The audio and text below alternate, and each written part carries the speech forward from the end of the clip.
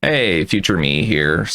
I just wanted to take like a moment to kind of do a little bit of a correction to part of the course.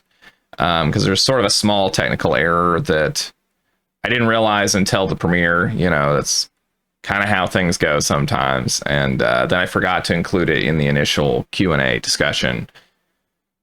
But it was pointed out in a YouTube comment, so I think it's kind of worth addressing here. So in this part where I'm sort of talking about framing, and I use the black and white stone sequence from the witness, and then I'm sort of talking about like what the first half of that sequence does and the second half. In the second half, I sort of say like, okay, the purpose of this is that it's like homework and misdirection. And unfortunately, this word homework is kind of not the right word because the context around this section shifted over time, and like this section was done, and then like several months later I did the section where I talked about framing purposes, and I used the word homework here, and I kind of connect that to the concept of exercise puzzles, and even just the word exercise and homework seem kind of like more connected, and this all the terminology kind of shifted. And so I was not intending to imply by using the word homework here that this section is not teaching you new things. It was just at the time that I wrote this, I was using the word homework in a more kind of colloquial fashion that was a little bit loose and was just more about additional ongoing teaching, but maybe in a more subtle way. So I think probably the best thing to do for the long term is to just change this to say teaching. But anyway, just wanted to make that minor correction there because it seemed worth mentioning. All right, see you in the rest of the Q&A. Hello everyone, welcome back for the third Q&A session for the third part of the compass. So I think it went pretty well. We've got a decent number of questions, and we might still get more. So the first question is from Patrick Traynor, who asks, early on when you use braid as an example of a level of levels each containing multiple puzzles, any thoughts on the pros or cons of doing multi-puzzle levels versus single puzzle levels? Pros or cons of those? Well, putting multiple puzzles in one level can help connect the ideas together better, right? It can make those connections stronger if they're related. It can also just kind of give you more flow between the puzzles than having like a discrete break between them. So I think the only like downside is if the entanglement of the space causes confusion, right? So it really needs to be something where you can, as a player, you can kind of separate and think about those different puzzles very separately. Like, that they're not going to interact directly with each other, right? And that can either happen like in the case of braid, where you have stuff where it's like, well, you can't really even jump from this platform to this platform, so they're sort of separate. Or, braid also has like screens where the camera will like shift, and that kind of makes it clear because the other stuff's off screen, even though there might be another puzzle over to that other side. Or you can have that kind of, in a Sokoban type game, the sort of sub puzzle setup where it's more like implicit in the mechanics that there's no going back from this part to this part because like it's a one-way gate or something, right? Either you like get warped into another part of the level, or you like, if you push the sausage through here, you can't really get it back, or it would be very hard to get it back. So the gradient of the level is like pushing you towards the next stuff. As far as like, I don't know. I think that covers the like positives and the negatives. The positives is you can connect those ideas together in a structure that relates them more directly. And another thing is like, if this is something in Order of the Sinking Star that I've just been thinking about recently, is like, if you have really big levels, then the level itself can kind of feel like an adventure, and you don't really get that if you have like these little bite-sized chunk levels. And so that's just sort of a feel reason to to do multi-puzzle levels. Okay. Next question is Jagrif, who asks, did you ever notice a knowledge gate spoiling one of the future mechanics in playtesting or otherwise? I suppose this would be a bigger risk in Sokoban style or stateful games. Which the stateful versus stateless distinction I cut out of the course, but another name for like those kinds of Sokoban type levels or levels where you're like Talos Principle, or you're moving things around, or puzzle platformer levels is stateful puzzles. Whereas the like pen and paper type is often called stateless. Anyway, it was sort of a distinction that's wasn't that important to make in the course to make any other point. I think it's a good distinction to be aware of, but yeah. Anyway, so did I notice knowledge gate spoiling future mechanics in playtesting? So in TAIJI, yes. This is specifically why in TAIJI, because initially I did not have the thing, you know, in the Witness you have for knowledge gate puzzles, well, some puzzles really, not always knowledge gates. The symbols don't flash when you don't satisfy them, right? So that was not a thing I initially copied from the Witness, right? But it ended up being a problem that I wanted to have these knowledge gates in the game, and people would go to the knowledge gate puzzle, and because the thing is giving them more information because the symbols are flashing, they would learn about the mechanic there, right? And it wasn't so much that that was a bad experience, it was that the bad experience was then they would go and later find the area that tutorialized that mechanic, and then the tutorial would be ruined, right? I'd have this process of like, revealing what the mechanic is that I would want players to go through, where they kind of go from their limited information to slowly understanding it. And there's little twists and turns in there where I maybe play off of their misunderstandings, right? And then that's ruined because they figured it out in the context of, a bigger, more complex puzzle that they could experiment with freely, right? So I just made the decision to do the same thing that the Witness did, because I learned that that's why it did it. And I just don't have the error flashing on those puzzles. It's like, if I don't want the player to maybe learn the mechanic here, then I don't give them that extra information. Now, as far as like the more general context of like, does somebody bang their head on the knowledge gate until they figure it out and it spoils it? That didn't really happen. And the other question of like, does seeing that that's a thing in the game spoil it? That I also don't think is such a problem, because it's kind of like, it's a teaser, at least in the case of that kind of game. So I would agree. I'm not sure what knowledge gates look like in a Sokoban game, because that just seems like a big risk there, because the discoveries are less about like, oh, there's a star symbol in the game, and more about like, oh, like if you have a level that allows you to do this kind of thing, you can do it, right? And it also just seems like knowledge gates in a Sokoban game are going to be rough if they're not telegraphed really strongly, because as a player, you don't know, and it's much more the case that you don't know in that kind of game, because it's like the difference between a level that's well outside of your zone of proximal development and one that you can do, right, that's in your zone of proximal development. It's a lot harder to tell at a glance, I think, in a Sokoban game, right?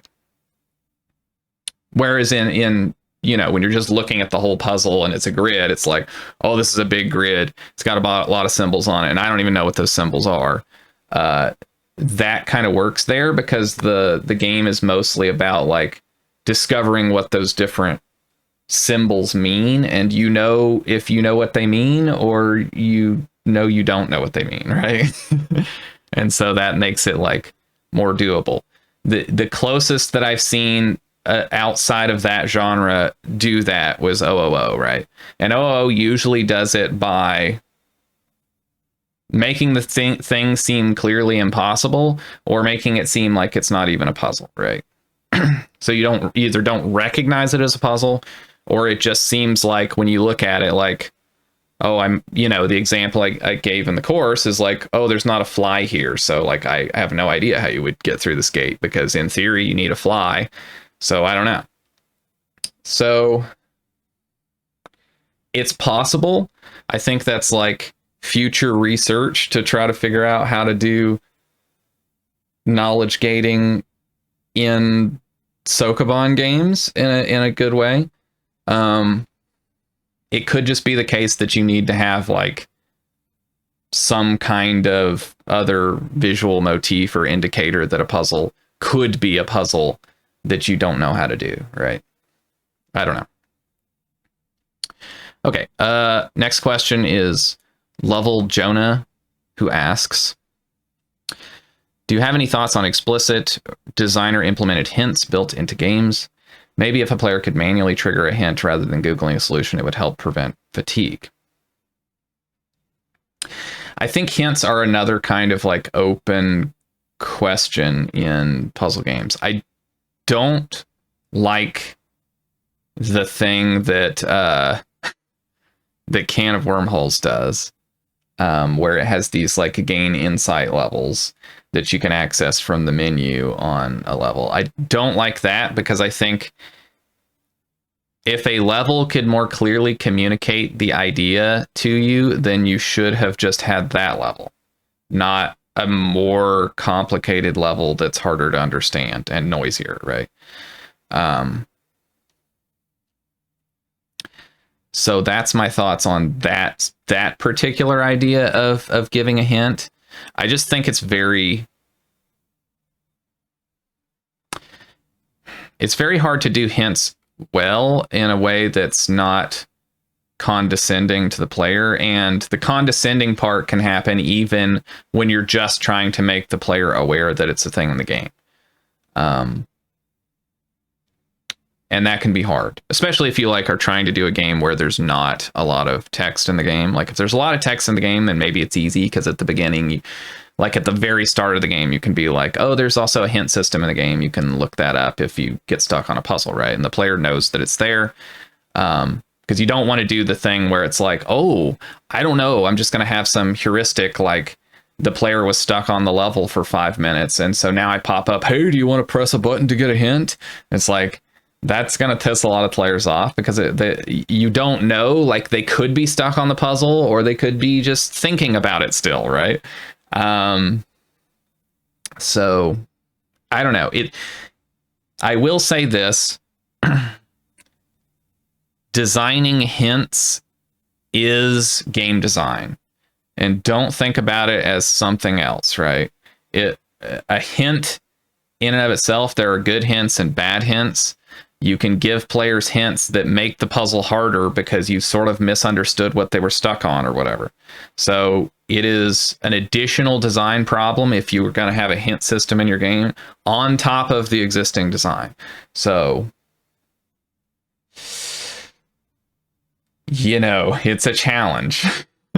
It's something like in TAIJI, I thought about that. I was like, oh, maybe I could have some kind of like hints or something in there. But at a certain point, I just decided like there's too much with the game that I have to get right already without like adding more stuff to my plate of like, okay, I'm going to have a hint system, and that needs to be good, and that needs to be tested and make sure that it works, and that the hints work for people, and that they're not adding additional confusion to the game, and that the game works without the hints and with the hints, right? So I also just generally don't think you should be adding more things to the game that are adding even more uncertainty about what the player might have experienced, right? Because a lot of this thing about Framing is like, what has the player seen in the game? What is their experience with the game? And like at the start of the game, you have a lot of control over that, right? Because like maybe it's very linear. There's just not a lot of stuff that they could have potentially done at that point. And as the game goes on, if you have a relatively non-linear game, then there's like less and less that you know about that. Then adding on top of that, even in like a fairly linear game, like a Can of Wormholes, adding, well, for every single level, there's a bifurcation where the person maybe looked at the insight level or maybe they didn't, right? I just don't, it just makes the design harder to do. And so I don't know. I just think it's better, like, if you've got a level, because I see the thing is of the game is it's about communicating the interesting ideas in the game. And so you should be trying to make levels that communicate that and keep the interesting part while still hopefully being as easy as it can be, right? Like, you don't want to make it so easy that it's automatic and you lose the interest or you lose the surprise. But you shouldn't be trying to artificially make things harder. And so then it just kind of feels like, well, those should be the levels, right? I don't know. That's how I see it. It's true, some people are still going to get stuck and they might want a hint. But it's somewhat of an unsolved problem, I think, of how to do that well. And I don't know. I see some people latching on to two things. One is that gain insight level thing, which is maybe slightly less bad because you still expect people to go through the level. The thing I like even less is the, like, every single level in the game, you can hit a button to skip it if you just don't want to do the level. That, I think, is really bad because then you don't even know if people have done the level. So you can't rely on any sort of knowledge base for any of the players because they could just skip around wherever, right? And because, like, the game is this unfolding thing, and if your game has a decent amount of complexity to it, right, it's going to take time for the player to understand what's in the game. If they're skipping ahead, then it's like, it's like you're trying to do calculus and you don't know basic algebra, right? Because I skipped ahead. I wasn't getting this, so I'm going to go ahead and skip ahead. It's like, well, you need to know about one thing before the other thing will make sense. Anyway. Okay. Weirdo X or Weirdox, I'm not sure how it's supposed to be said, asks, the ABC path choice is similar to choosing an RPG class before you know what they do. Do you think it can be solved similarly to the doors by making the player do a teaching sequence before starting? I'm not sure what you mean by similarly to the doors. I assume you mean similarly to what RPGs have sometimes done, where they either give you a little sequence at the beginning where you get to play with the different things before you decide your class, which was sort of like the Oblivion solution to that problem. Or like Skyrim, where you sort of spec out your class as you play the game. So the question is, like, seeing that there's a similarity between these kinds of problems, these design problems, and is there a similar solution? Well, my point there was not so much about the players making a choice that they're locked into, which is sort of the RPG class problem, right? Is you're locked into it, you can't back out of it. It was more like there's probably in your game a good place for the player to start the game, especially if it's a very non-linear game, and a bad place, right? And the bad place would be like in TAIJI, you get funneled to the gallery super early. I mean, it could be a bad place, right? It's not the ideal place because the player's lacking prerequisite knowledge to do that area, so maybe they shouldn't run into it right out of the gate, right?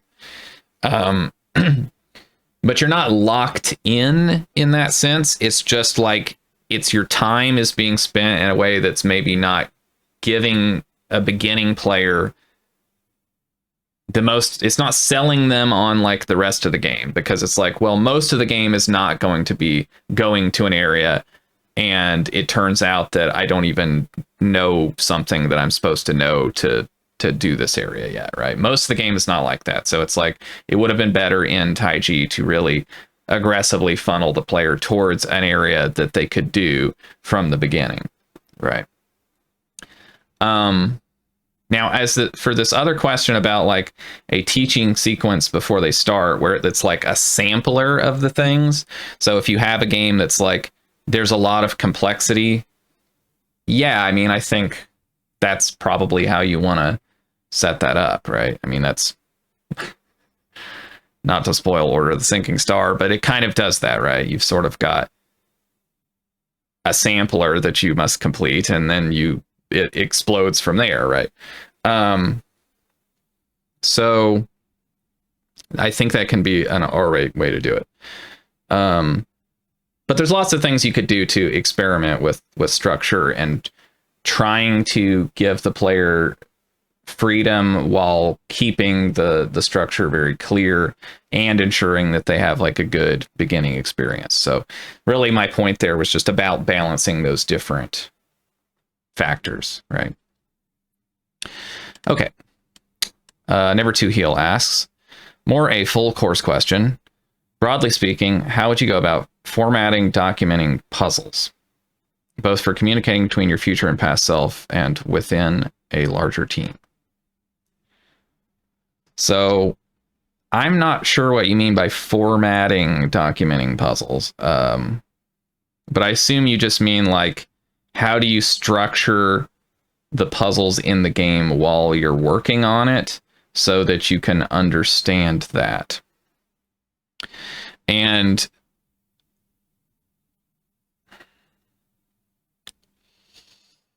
there's a lot of different ways to go about that. Within a team, I can't say I have great advice. I worked with a team on Islands of Insight, but I was not really majorly involved with the puzzle designs on that game. So, and the solution there, as far as I could understand, was that Jeffrey Barton just had some kind of savant-esque power to remember every single puzzle that was in the game. Which I don't think is an applicable method, but it happened a lot where I'd like design a puzzle and then Jeffrey would be like, well, we have this other puzzle that's kind of like that, and he would find it within like 2 minutes. And the game had like over 1,000 puzzles in the game. So with that said, I will say that like it was somewhat of a similar solution on TAIJI, which is that I just remembered everything. But the other thing I did was like, there was a prototype version of the game, and that the puzzles were divided into areas, so they were spatially grouped, right? And what I would do is there's like, the area is here, right? And then there's sort of like an out of bounds zone that's near that area. And I would just dump puzzles that are like not in the zone, but I'm averse to deleting them, and they would kind of sit over there nearby. And this is a point that I was kind of maybe going to cover if we did the bonus lecture, but I did the same thing with this course, where when I cut things from the talk, I put them in the bonus talk because it made it easier for me to cut things. But generally, like, that's the way that I would organize it, right? Is that I would spatially organize them even in the prototype form, right? So it's just gray box, everything's just rectangles and whatever, and there's puzzles in there. But there's still a space, and that space is like for that area. And so the puzzles that are over there are all puzzles of this type that are connected with that area. So that keeps all the puzzles roughly grouped. Now, if you had a game that's like not got a world in it, it's not structured, then maybe you structure them some other way, like putting them in the in folders and stuff. I don't know. It's possible I'm misunderstanding this question. I think there's some additional stuff in here. Let's see. Okay, I see. There's a follow up here. Let's see. So, you said, oh, structuring a way of documenting the design features of each puzzle for later referencing, like how programming uses comments, like this puzzle introduces X as a reprisal of Y and uses theme Z. Oh, well, yes. Okay. I mean, you probably just need some kind of commenting system. If you're on a team, you probably just need some kind of way to comment on stuff about the puzzle, right? Even if it's just like in the data, there's a comments box and somebody can write something. You know, sometimes you can have some of that if there's like a name involved in the thing. But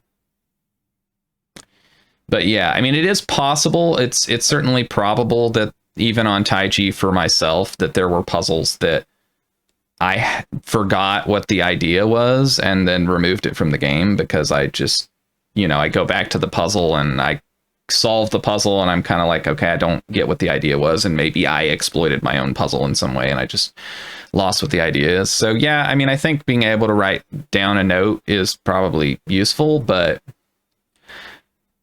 you know, sometimes things are not going to get written down and things are going to get lost and whatever, right? It's I don't know. All right, let's see. Moving on, another question by Never to Heal. What would your thoughts be on a branching node structure connecting puzzles that share concepts that progressively gets populated with related puzzles as you master concepts for spatial organization?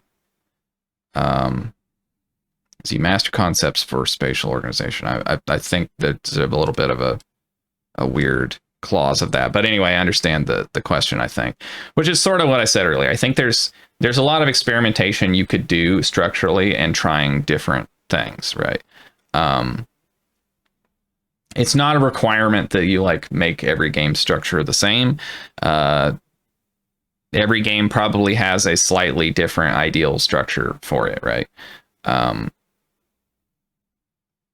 You know, if you want to like, if you're kind of saying, well, I want the player to be able to explore the game dynamically and there's a lot of interconnectedness where this could branch off into this other thing, you can certainly do that kind of thing. It does seem like, I always think, I think I cut this from this third part of the course, but there was a bit more where I went and talked about linearity and non-linearity. But one of the things is, I think a lot of designers and gamers over fetishize non-linearity, right? Because like the sense of freedom feels good, and so that sort of makes you think it's inherently good, like it's inherently better to be more non-linear.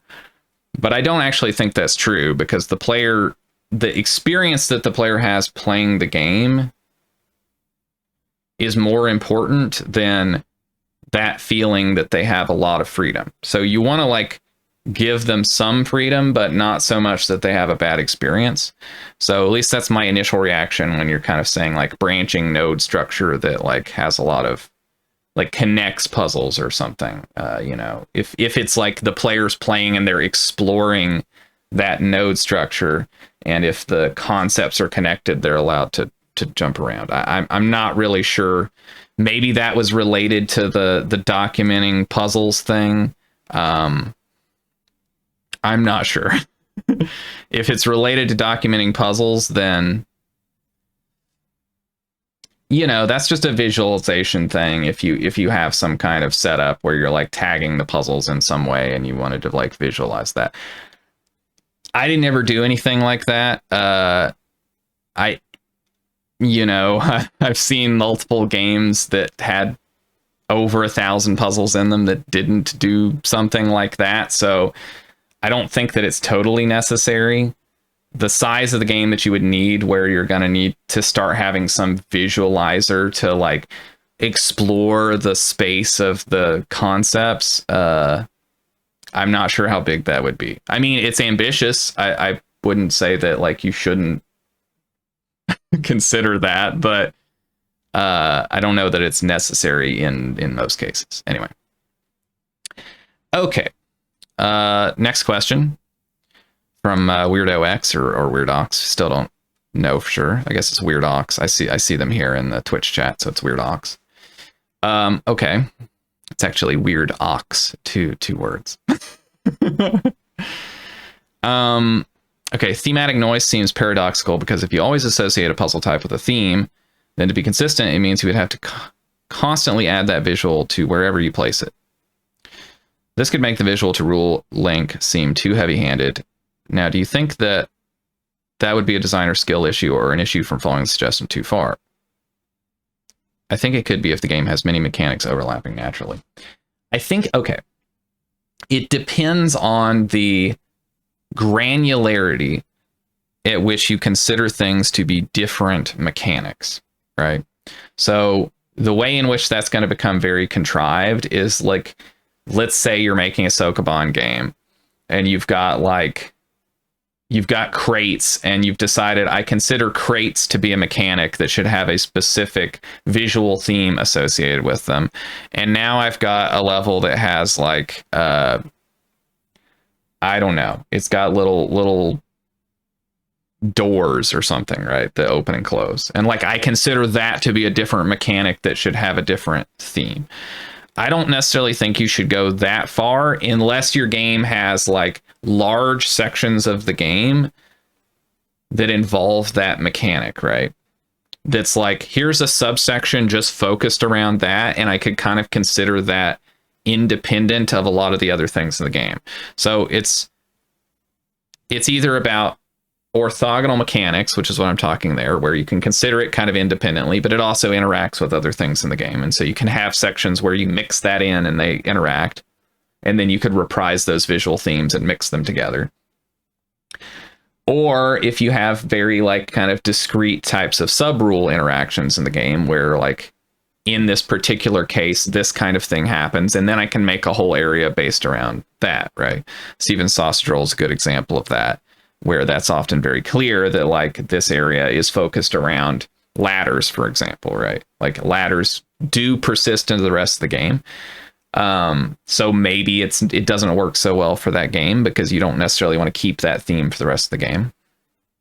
But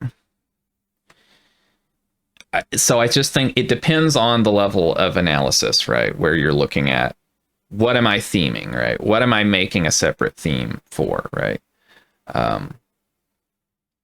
And so, yeah, I agree. Like if the level of analysis is too small, then it's going to be too many different scattered things. You know, like Braid is a good example where you have different worlds that have different themes, but there's lots of different mechanics in them. And the theme is mostly to do with like the way that time moves, right? So the way that time moves in that world is different than another world, right? And there's like a very small amount in the anniversary edition of Braid where it like mixes this world with this other world, but the regular game doesn't ever do that, right? So they're just remain distinct visual themes that are associated with those mechanics. But if you mix them together, then like maybe you want to combine those visual themes together, even if you've got two worlds that have the same or have different themes, but they're getting clashed together into a puzzle that uses both of those things. Okay. All right. Never to Heal asks, in the context of creating replayability and preventing player self-sabotage by looking up solutions, do you think there's a good way of including procedural puzzles without breaking the aesthetic? Well, The Witness definitely has some procedurally generated puzzles in it, so I think that that's at least one approach to including procedural puzzles. And it's true that like you can try to prevent players from making it through your game with a walkthrough if you have some procedural puzzles.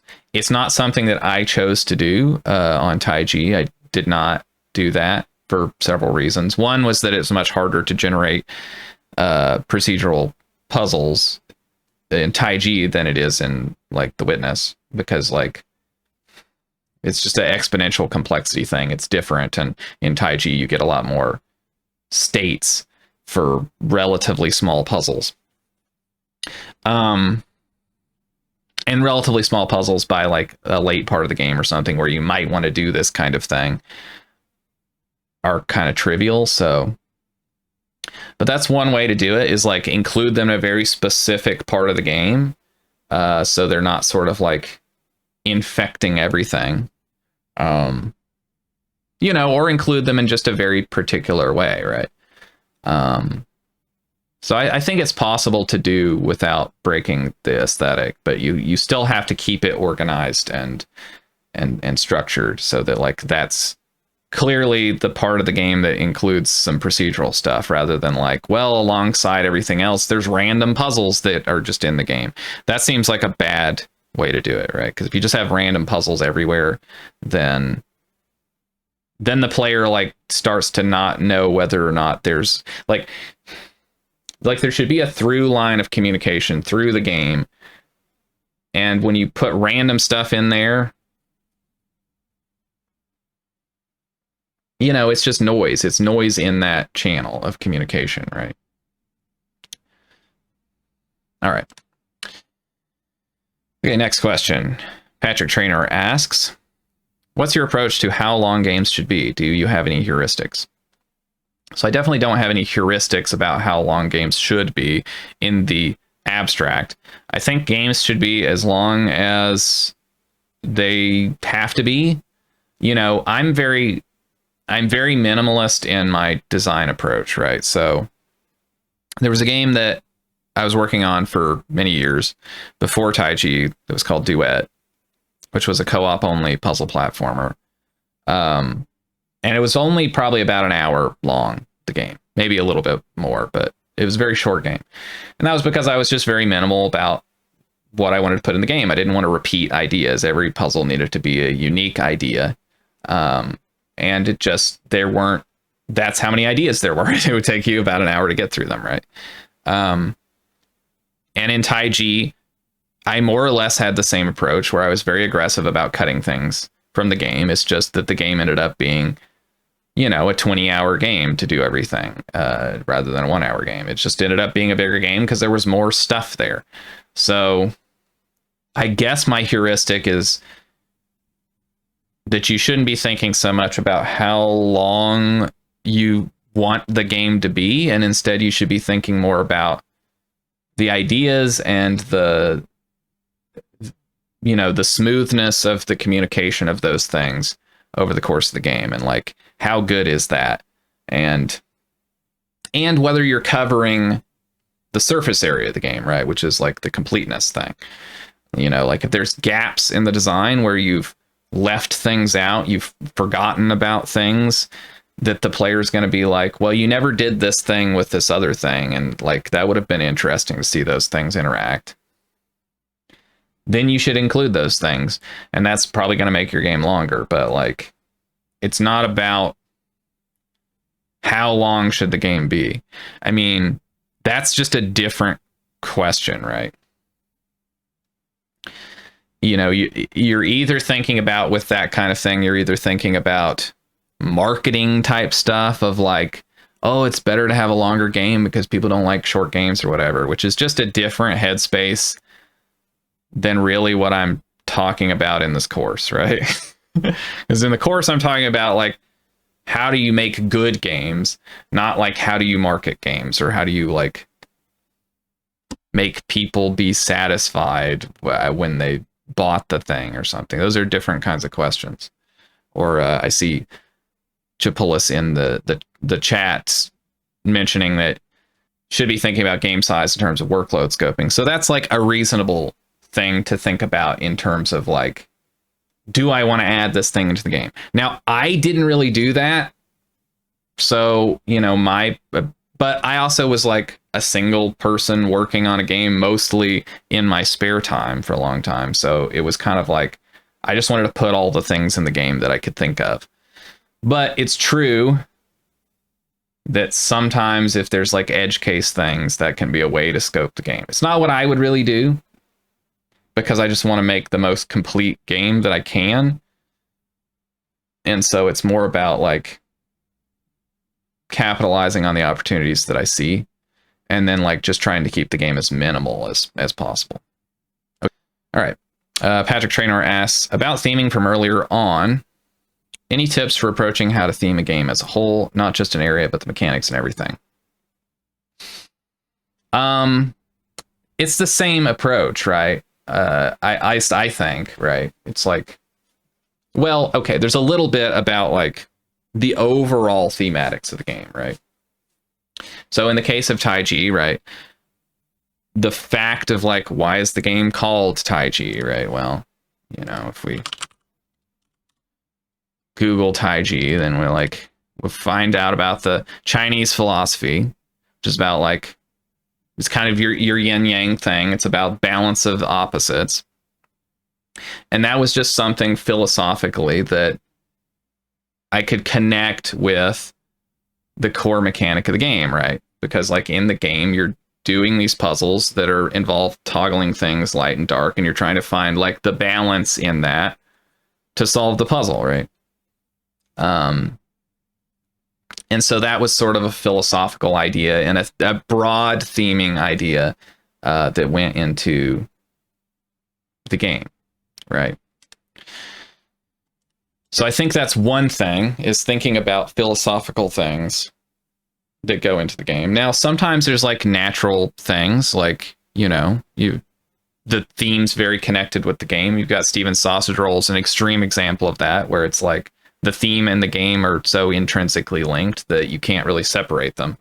You can't imagine that game without the theme. But, you know, if you have a game that's more abstract and, okay, I want to put a theme on it, you know, I would always just lean towards try to find something that feels resonant or like it adds to the meaning of the game, rather than just like, oh, you're amoebas and everything's in a petri dish, right? Because like, I don't know, the game has weird stuff in it and you could reasonably excuse it that way. It's like, I don't know. That's about as good of advice as I can give for that, other than like, I don't know. You look for synergies, right? You look for things that work well together and that feel like they generate new possibilities in terms of the theme, right? But like if you're talking about the general theme, let's say in TAIJI, that you're a character running around on an island and going into different environments or whatever, versus like, I don't know, making it more abstract rather than you being a slug. I don't know. That's like a personal aesthetic thing where I guess I like when you're a little guy running around in a game, and so that's what leads into that. Maybe that's over explaining on that point, but it is a good question about like general theming and like how do you make that feel natural, right? Okay. So this is more of, I guess, some comments from Chipolis than a question, but maybe there's something worth addressing here. I had 3 small comments during the video. 1, no music is a valid choice of music. It can depend on quality of sound effects, platform, etc. Yeah, I mean, I agree. I don't know that I don't. If I implied that you should never not have music, sorry for the double negative there. I didn't mean to imply that. I mean, you probably shouldn't have a silent game unless there's like some real thing that you were trying to say with that, particularly. In most cases, you want to utilize the fact that you can have sound and do things. Okay, next part of this, the next comment was subtle random pitch shifting sound effects will help them to be more palatable, more natural, less repetitive. Yeah, I also agree with that. That's something I did. I did that in TAIJI. So there's a pitch shift on most of the sound effects in the game. Like when it plays them, it just slightly varies the pitch. Now you have to be a little bit careful with that, because if you vary the pitch too much, that can cause problems. And if you want to really control that, then I would advise just baking out a list of different sound effects that you then randomize. A very obvious example of this is you don't want to have a game where you have like a footstep sound and there's just like one sound and it's just like over and over again as you're walking around. That gets very irritating, right? Okay. And then the third thing Chipola said was games with undo should ideally also implement redo. I see.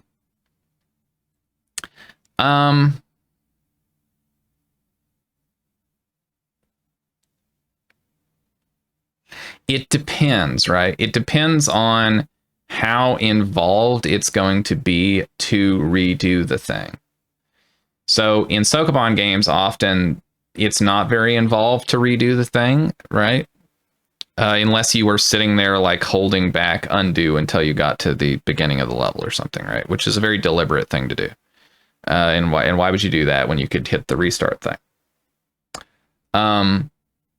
So for most moves that you're going to make, right, it would be roughly equivalent to just like hitting another key to just like move the guy to the right or whatever. I don't necessarily think it's bad, but it's something you always have to bear in mind with adding more features to your game, is that it is something that then the player has to understand and learn about on top of all the other things. So when you have undo and redo and restart, those are all like additional things that the player has to learn about and learn about how those things all interact. So like, does redo the restart?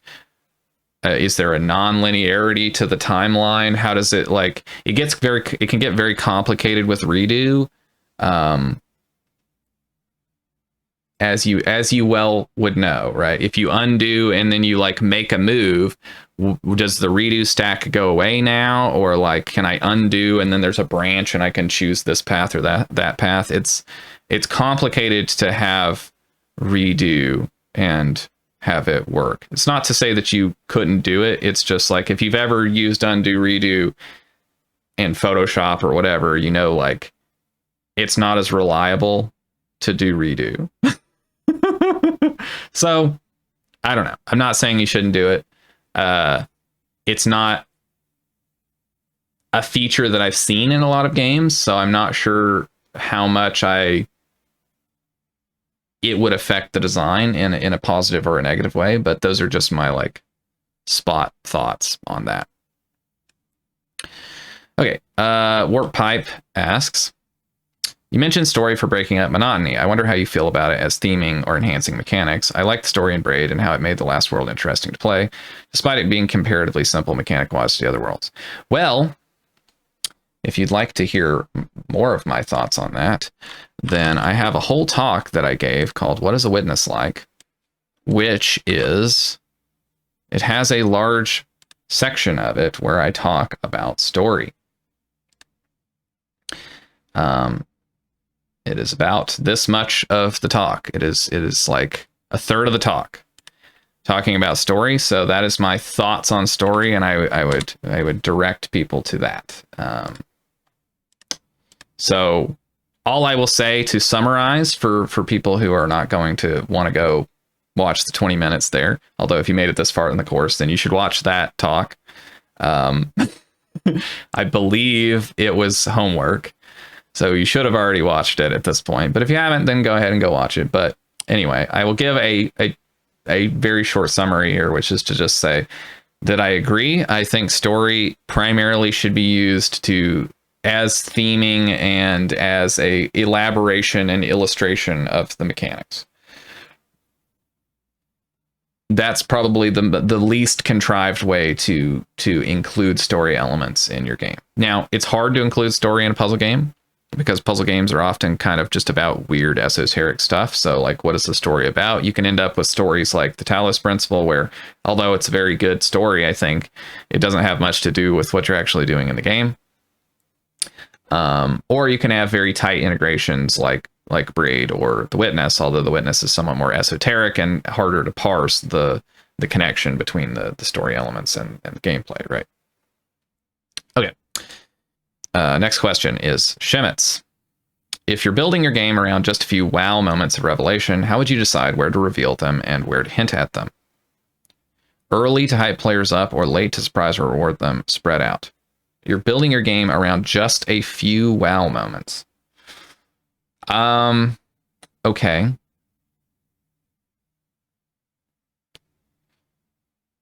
I think it's kind of weird to build your game around just a few moments. That doesn't seem like a good idea. But let's say we're taking this a little bit more broadly, and it's like, well, the game has big secrets in it or something. Or like big surprises that recontextualize large parts of the game. So if there's secrets, then this is something that also got cut out of the course. But I'll address a little bit here. Secrets sort of exist outside of that hierarchy that we talked about earlier, right? This whole hierarchy, right? Secrets are sort of like outside of this, right?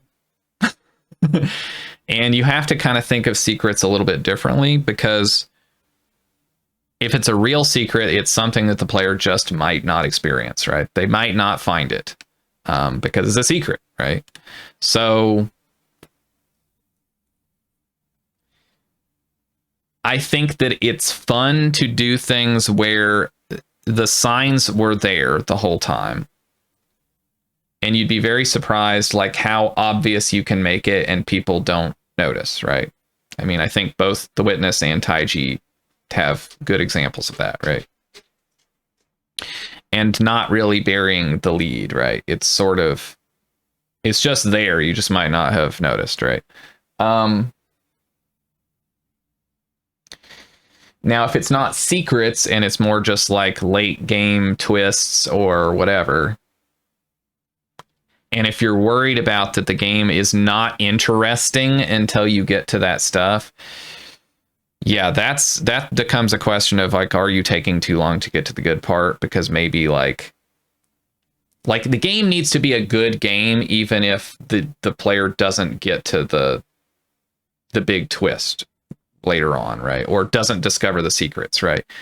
I talked about that in the first part of the course, right? You don't want to try to be an Icebergvania game by like making the game less interesting for a while until it gets way more interesting, right? Like Icebergvania works well if the game is a good game and then it turns out there's a lot more depth there that you weren't expecting, right? So I think those are the main things. The question of like where to hint it,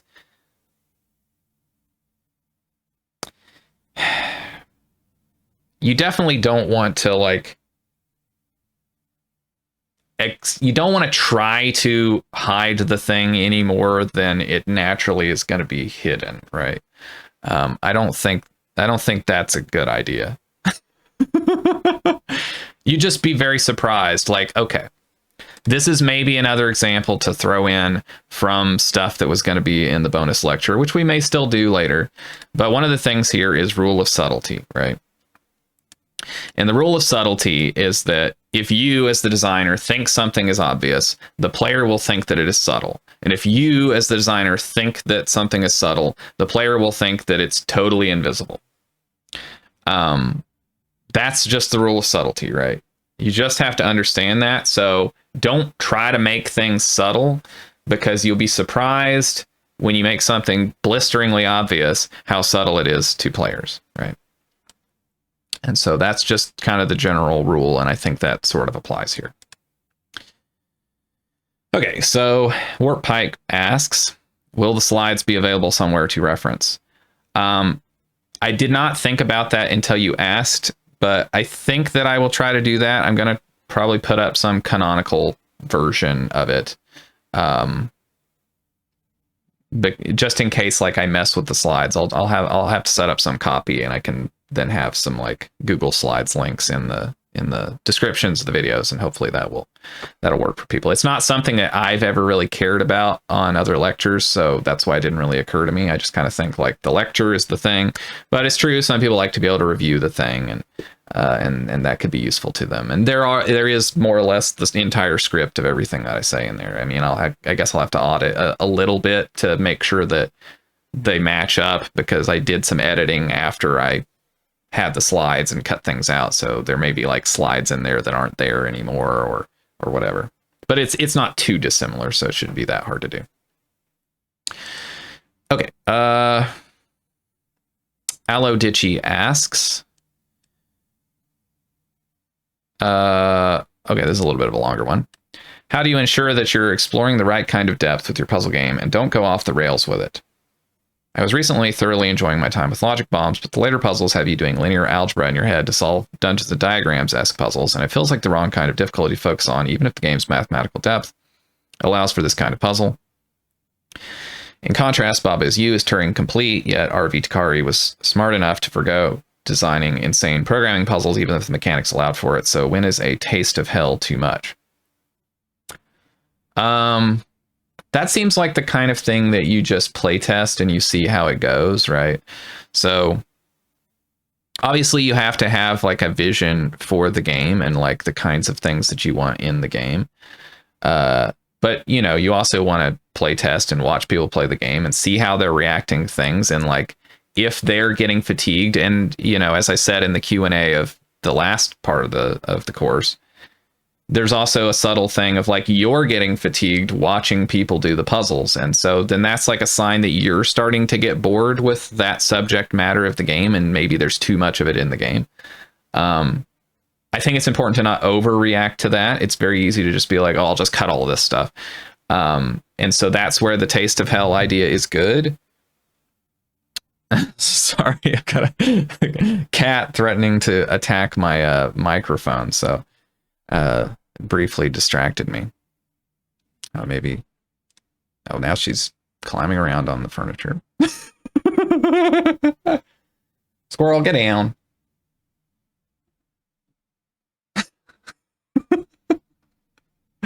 All right. Let's see, what was the thing? So yeah, I mean, the question of like, is it the wrong kind of difficulty or the right kind of difficulty, I think is mostly going to depend on your personal taste, and then just modulate that by watching people play the game and seeing like, are people liking the thing or whatever, right? I certainly think there could have been a version of Baba Is You that went into that kind of stuff. For me personally, the game's design veers too much into weird glitchy edge case behavior that's impossible to predict, and I don't like Baba Is You very much. Like, I think that it's a cool concept for a game, but the execution of the game I don't like very much. So everybody does have like an opinion about the kinds of stuff that they're interested in, and that's going to affect to some extent what you think is the subject matter of the game, or what you want to focus on, or what you want to include, right? And past that, it's like, it's just the reality testing of playtesting, right? And seeing like, okay, people are like tired of this and they don't want that. Yeah, I mean, you can I don't want to rat hole on that too much, so I guess I'll move on. Okay, so next question is from Weird Ox.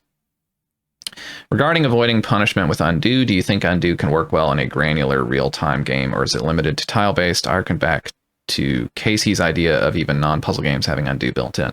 Well, I did mention in the course that the remake of Talos Principle has an undo in it, and that is a real-time game, right? It is a little bit weird the way it's implemented, because it's not always clear exactly where you're going to end up, because it's not a rewind in the sense of like Braids where you just hold the button, you rewind in real time, and then you can stop wherever. It sort of skips you back either a certain amount of time or to like the last thing that you did that's sort of a discrete thing, like you pressed a button or you set a emitter down or whatever. And that definitely made that game better. So I do think that it's not limited to tile-based games. Any kind of game that's easily soft lockable or relatively easy to screw up a puzzle, right? So that was a much better system than the launch system of that game, where you would die and it would rewind you all the way to the start of the puzzle, and you'd have to redo the puzzle from the beginning because, oops, I walked slightly too close to a mine and it blew up, right? So in the remade version of that game, if you walk close to the mine, you die, then you hit the undo button and it will undo you about 15 seconds or something, right? So I do think that it can work outside of that kind of game. Now, the whole question of like, well, every game should have rewind, I definitely don't agree with that. I think that it depends, right? It's like, where is the challenge of your game? And if adding undo or rewind removes the interesting challenge of the game, then you should not have it, right? Because it does create stakes. This is something that I thought about yesterday when I was playing Kingdom Come Deliverance 2, and I kept losing progress because if you don't know the game, one of the things in the game, it's sort of like if you played an Elder Scrolls game like Oblivion or something, it's kind of a similar type game. But in those games, often you have this thing of save scumming, where you just save and then you like try to do the thing and, oh, it didn't work, so I load my save again and I try to do the thing again, and you just kind of go back to your save over and over again until you like make the incremental progress that you wanted to do. And to try to avoid that kind of gameplay loop, they limit your ability to save in the game, right? So you have to use these save your schnapps items in the game in order to save your game. You can save and quit, but obviously, like, it takes some time to load back into the game, and so that sort of discourages you from wanting to use that as a way to save scum. But anyway, this creates a situation where a lot of times you're playing the game and it's like you're playing for a while and you haven't saved and you've made some progress and you've done some things, and then I ran into some bandits and I got murdered, and now I lost the last hour of me playing the game, right? Which is really annoying, right? But it's part of like trying to maintain the tension of the game, right? They want it to be tense. They want you to think about the things that you do in the game and not use this save system as a way to get through everything. I don't know that it 100% works, but like, it is at least addressing the problem of how the ability to just undo things without any kind of limitation can sap the interesting part of the game away, right? And you can end up with this very artificial kind of experience. Oh, okay. Weird Ox had a slightly modified version of this, which I guess was just asking, do I think other genres would improve from consequence-free experimentation? Okay. Well, I feel like I've sort of already answered that, right? Which is like, it depends, right? It depends on the game. It's like, what is the interesting part of the game, right? If the interesting part of the game is experimentation, then yeah, like, it's good to remove as much consequence because you're encouraging experimentation. If the interesting part of the game is like, I want to get good at the combat or something, right? Like, you don't want to let the player just constantly rewind anytime they, oops, I got hit by an enemy or something, right? Which would be in the extreme, like, of giving the player that much removal of permanent consequences, right? Okay. All right. Tim Man asks, could defying outside conventions be a good surprise? I think you mean, or does this risk breaking the perception of the game they're buying? For example, a 2D platform where it initially looks like you have the regular run and jump mechanics, but they are technically different in their implications, say jump is instead of vertical dash, or do you think surprising best comes from pure mechanics? And an amendment to the question, better example might be jump is a type of teleport, visually looking like a jump at the start. Okay. So is another thing that I cut out of the course, which is it's sort of the question of when does it become not what I signed up for, right? And you want to, as much as possible, avoid the situation where the player is now playing a game that's not what they signed up for, right? A good example of that would be, I thought I was playing a puzzle game, and then it turns out like it's got boss battles in it or whatever. Like, what was that game that came out a couple years ago? Cocoon, yes, Cocoon. So that's like an example where that game could cause a player to have a "this is not what I signed up for" moment, and they like want to quit the game, right?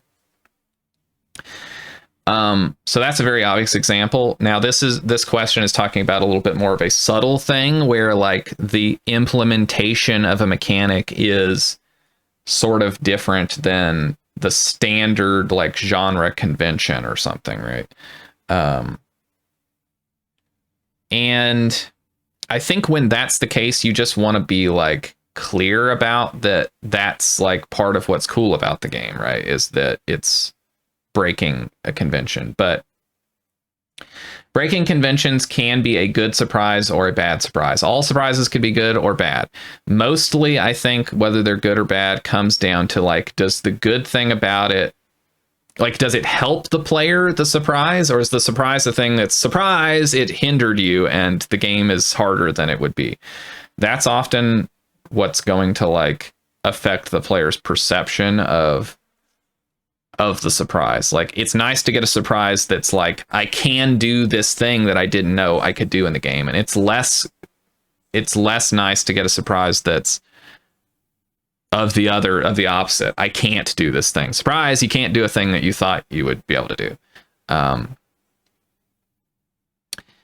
don't know if that addresses your questions well, but yeah, you do want to avoid the like, this isn't the game that I signed up for thing, which that kind of veers into marketing, because part of marketing is making the player aware of the kind of game that they're signing up for generally, right?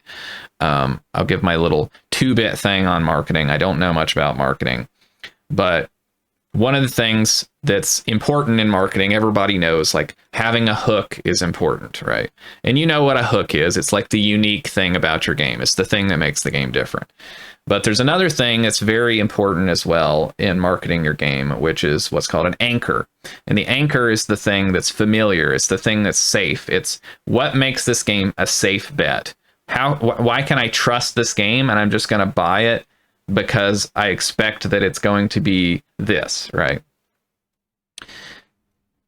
And that could be that it's in a certain genre and it mostly follows the genre conventions or something, right? And so like, oh, I like platformers, and this one has like a weird grappling hook or whatever. That's the hook or something, literally.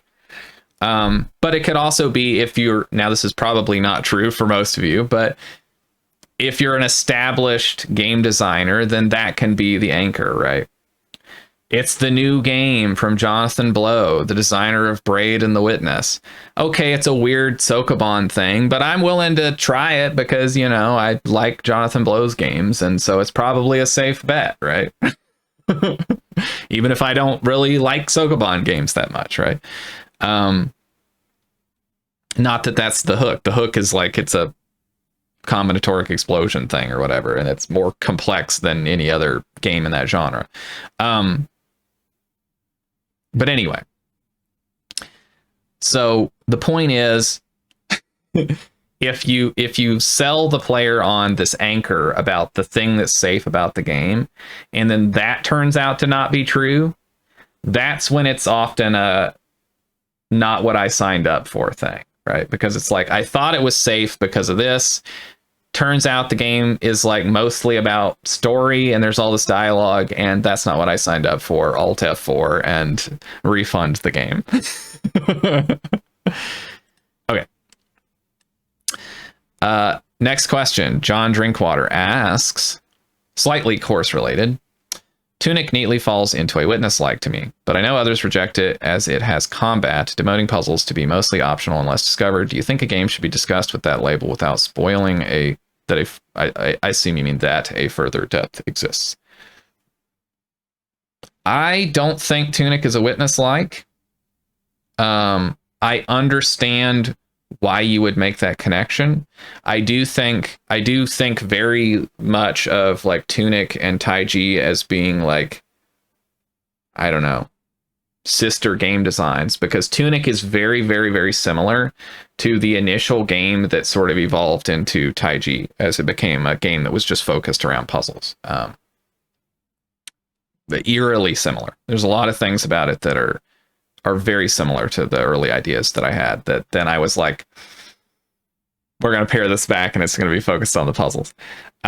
So there's a similar sense of like open exploration and secrets and mystery and discovery and applying a lot of thought to a game that's like on the surface, it's sort of got one layer of things and then there's more to it, right?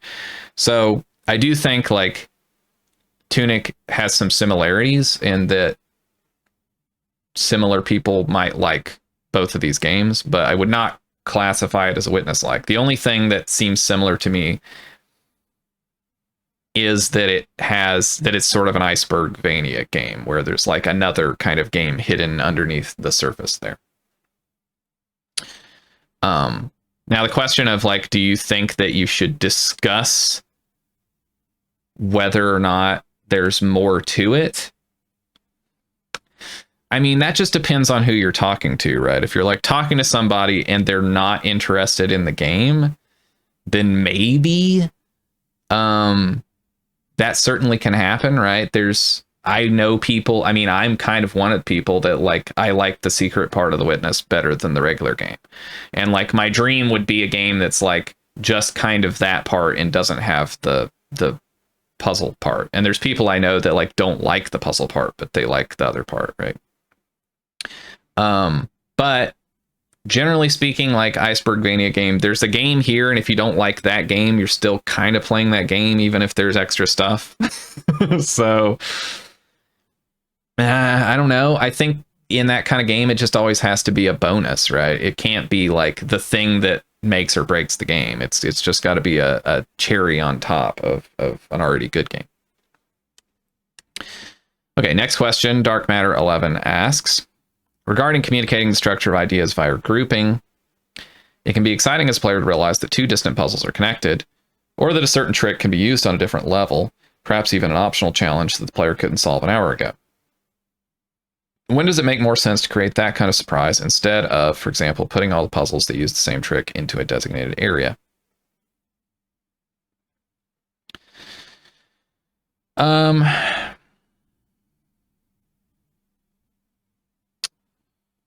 Well, so this is a hard question to really answer because it's sort of oversimplifying the problem and one-dimensionalizing it as though these are mutually exclusive, right? But the thing I'll say is like the idea that you have of the player realizing two things are connected, the realization has to kind of work bi-directionally there, right? Because unless your game's linear, right? In which case, like, well, then it's just a different question, and you're just like, this thing happens, and then this thing happens later, and maybe the player realizes they're connected, and then you're like highly controlling the experience of the player. And so you don't really have to worry about like, oh, I put all the things into one area, because it's like you specifically architected the game to like have this narrative so that it's going to have this experience maybe for where the player realizes that this thing is connected to this thing that they did an hour ago. But if it's a more non-linear game, it's like, well, they could do this first or this first, right? Unless you gate it behind something else, right? So it's like you have to have done this to get into a later area that then calls back to that. And then you have to, all I'm saying is like, it's complicated to like enforce that the player realizes that two distant things are connected. That's not to say that you can't try to do it or that there's no value in it. There is value in it. In fact, that's part of why I say stuff like it can be good to reprise the theming related to a mechanic when you reprise something about that mechanic, right? Because that can connect those ideas even if they're not spatially connected, because they're connected by a thematic element, right? But most of the time, the issue is that the player has a hard time understanding which things in the game are connected. And so when I'm talking about structure in the game, and I'm talking about you want to group things in areas based on the ideas and subsections based on the ideas, it's because the default is that the player's not going to be able to connect things, or it's going to be hard for them to connect different ideas. So placing them spatially together helps them to connect those things, right? And when you are trying to be like, well, I want you to connect this thing very distally to that, then you kind of have to use different tricks, I think, and it's harder to do, right? Okay. Blickerstein asks, and this is a good point. Did you talk about Icebergvania before? Is that just like Fez, Tunic, Animal Well, Blueprint stuff? Yes. That's not a term that I came up with, but it is a jargon term, and so I should explain. It doesn't really have that much to do with Metroidvania games, which are games that are kind of like Super Metroid or particularly Castlevania Symphony of the Night. It doesn't really have much to do with that, other than the etymology of it is connected to that, because that's just a thing people say a lot. But the idea of an Icebergvania is really just a iceberg game, which is what I believe I called it in the course. And so the idea there is much like an iceberg. The most of the iceberg is underwater down in the depths. You only see the part that's above the water as you're sailing through the ocean, right? So much like that, you're talking about a game that, like, on the surface, it looks like there's a game here, but there's a whole nother thing hidden beneath, right? That goes down. So the game maybe has a substantial amount of secrets, or it just sort of is expansive in a way that you wouldn't expect or something, right? Okay, so this next point is kind of was a discussion point that came up, and is not exactly an exact question from one particular person, but was sort of about secrets and how do you play test them. And the answer is it's very, very hard, because you're sort of dependent on that the testers find the secret, and they might not if it's a real secret. And if you tell them or give them a hint, then you're sort of spoiling the secret, and that's an experience that's not, like, the test is now ruined because you're not seeing exactly how it would work naturally, right? All I can say with that is, like, this is one reason why it's good to get really clever people to playtest your game, or get other game designers to playtest your game. You know, if you're making a puzzle game, get lots of people who play lots of puzzle games, right? Those are people who are just more likely to pick up on those kind of things anyway.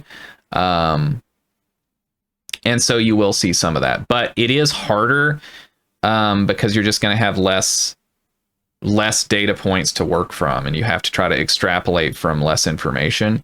And sometimes when you just don't have very much information, you kind of have to do the Hail Mary type change, right? That's like, I know this will fix the problem that I saw in this one tester's thing, but there could possibly be a subtler way to do it. Because usually what I would do in response to a playtest is I would try to do the smallest tweak that seems like it might address the problem, and then test with more people and see if I see the problem again, right?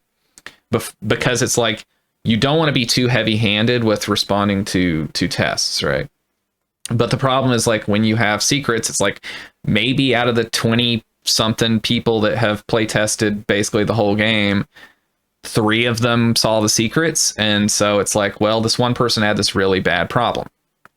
Now, this is spoilers for TAIJI here a little bit.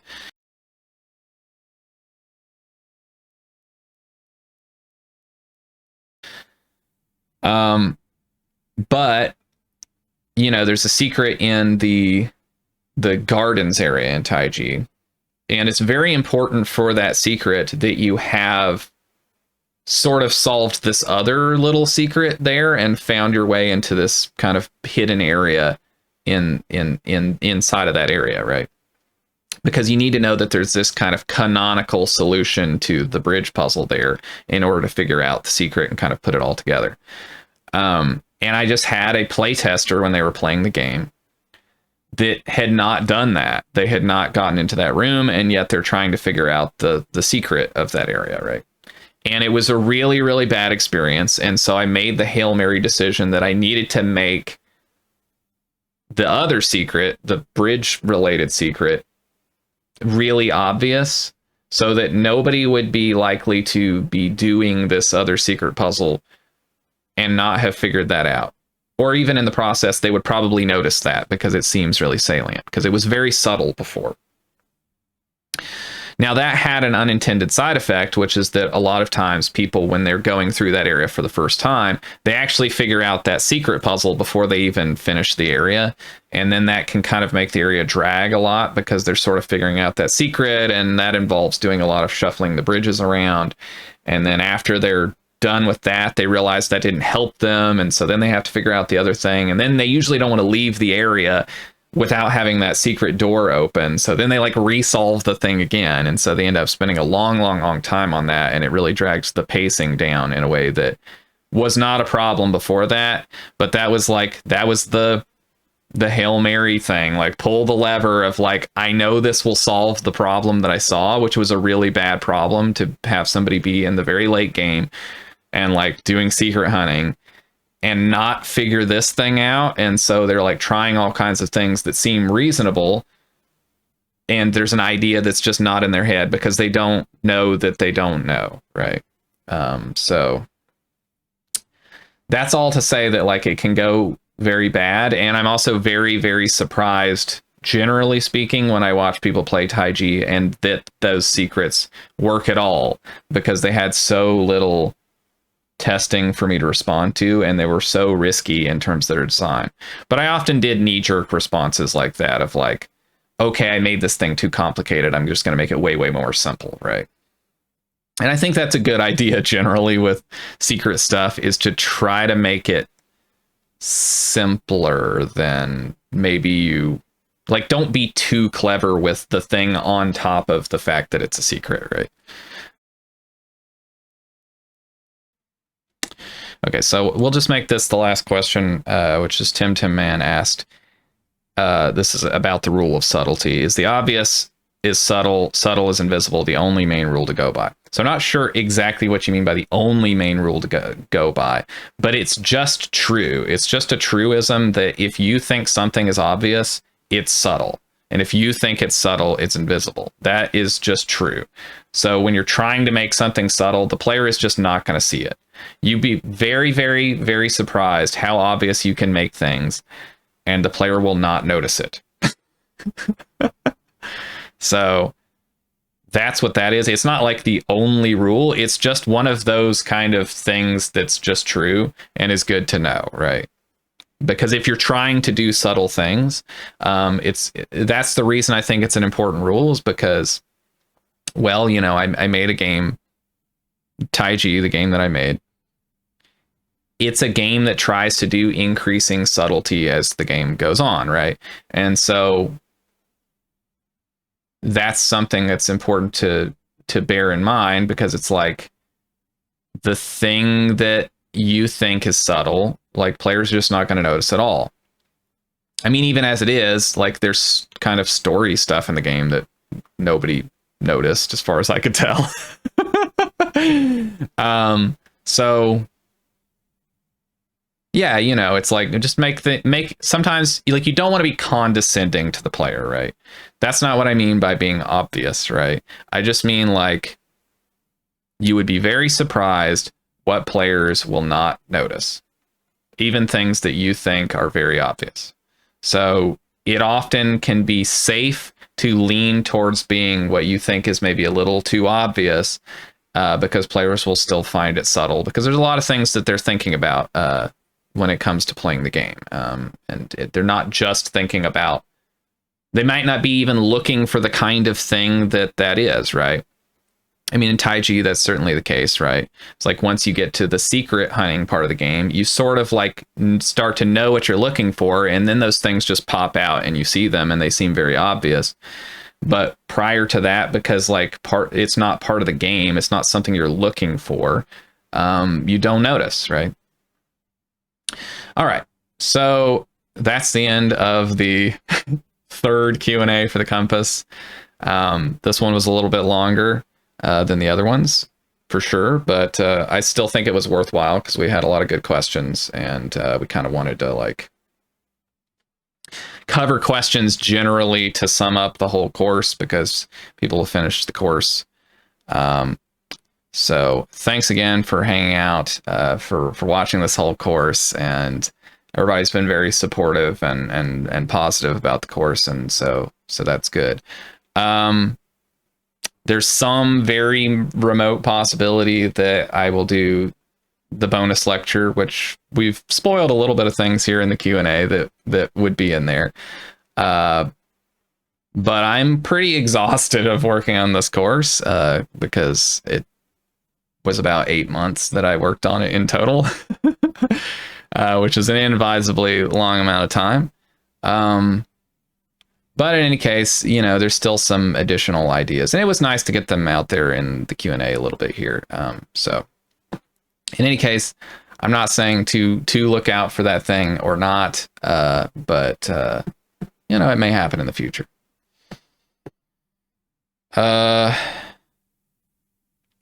If I don't do the bonus course, yes, I will post a link to the slides that would be relevant there, but I'm still undecided at this point on whether I'm doing that. Okay, so thanks again, and I will see you around, and enjoy yourself, and take care.